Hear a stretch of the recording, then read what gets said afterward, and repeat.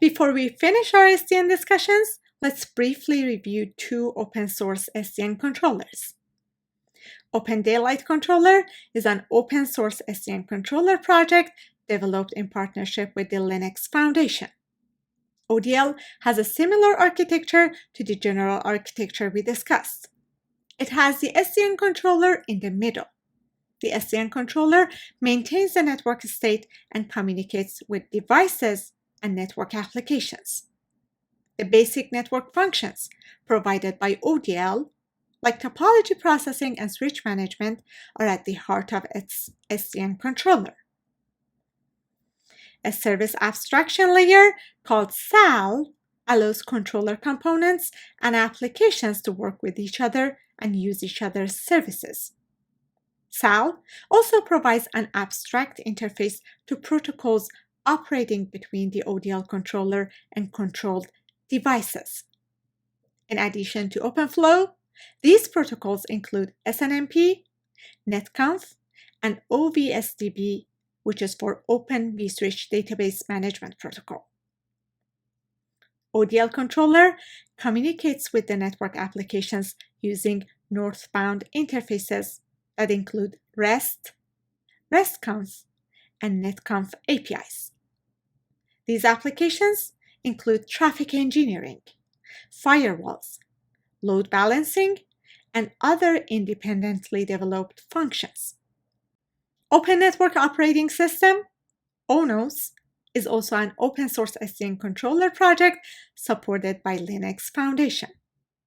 Its architecture is even more similar to the general SDN architecture we discussed. The control applications are separate from the controller and run as network applications communicating with it using northbound interfaces. A unique feature of ONOS is support of intent framework, which supports high-level services. This allows a service to ask for a high-level control function like end-to-end connection, without knowing the details of the network provision involved. The main body of the controller, which is called ONOS Distributed Core, is implemented as a set of interconnected servers, providing the service with high reliability and replication for performance scaling. The southbound abstractions and protocols abstract the heterogeneity of underlying supported devices that communicate through the southbound interface with the SDN controller. The move towards software-defined networking started from arguments of separating network layer control and data planes. Challenges of SDN include security, more dependability, and addition of stricter requirements for mission-critical network applications. In the meantime, the efforts toward higher adoption continue.